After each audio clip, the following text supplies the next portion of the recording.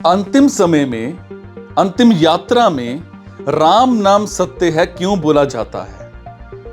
आज आपको एक अद्भुत रहस्य बताता हूं। राम नाम सत्य है एक अंतिम यात्रा का मंत्र या जीवन का परम सत्य है। क्या है? हम सभी ने अंतिम यात्रा के दौरान राम नाम सत्य है का उद्घोष सुना है। आखिर यह परंपरा कब और क्यों शुरू हुई?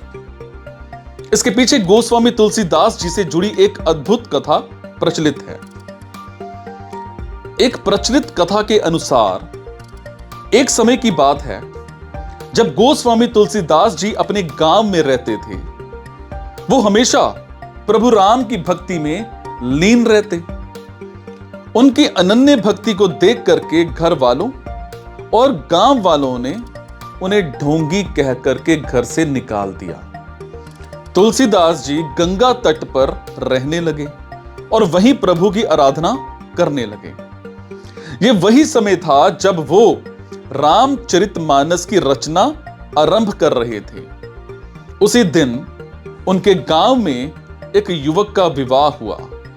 वो अपनी नई नवेली दुल्हन को लेकर के घर आया, लेकिन दुर्भाग्यवश उसी रात किसी कारणवश उस युवक की मृत्यु हो गई।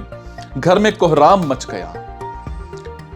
सुबह होते ही जब लोग युवक की अर्थी सजा करके शमशान घाट ले जाने लगे तो उसकी दुल्हन भी सती होने की इच्छा से अर्थी के पीछे पीछे चलने लगी। शव यात्रा उसी रास्ते से गुजर रही थी जहां तुलसीदास जी रहते थे।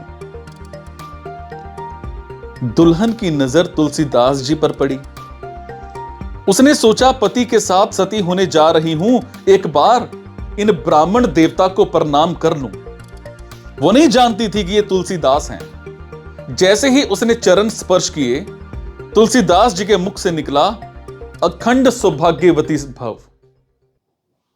ये सुनते ही साथ चल रहे लोग हंसने लगे और बोले, अरे तुलसीदास, हम तो तुम्हें पखंडी समझते थे, पर तुम तो महामूर्ख भी हो। इस लड़की का पति मर चुका है, ये अखंड सौभाग्यवती कैसे हो सकती है?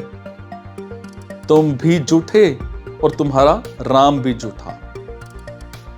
तो तुलसीदास जी ने दृढ़ता से कहा, हम झूठे हो सकते हैं, लेकिन मेरे राम कभी झूठे नहीं हो सकते। तो लोगों ने प्रमाण मांगा।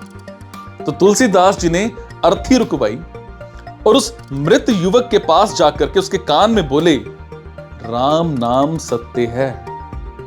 एक बार बोलने पर युवक के शरीर में हलचल हुई और दूसरी बार बोलने पर उसमें थोड़ी चेतना आई। और जैसे ही तीसरी बार तुलसीदास जी ने राम नाम सत्य है कहा, वो युवक अर्थी से उठ करके बैठ गया। सभी आश्चर्यचकित रह गए। सबने तुलसीदास जी के चरणों में गिर करके क्षमा मांगी। तो तुलसीदास जी बोले, ये सब मेरे प्रभु राम की लीला है।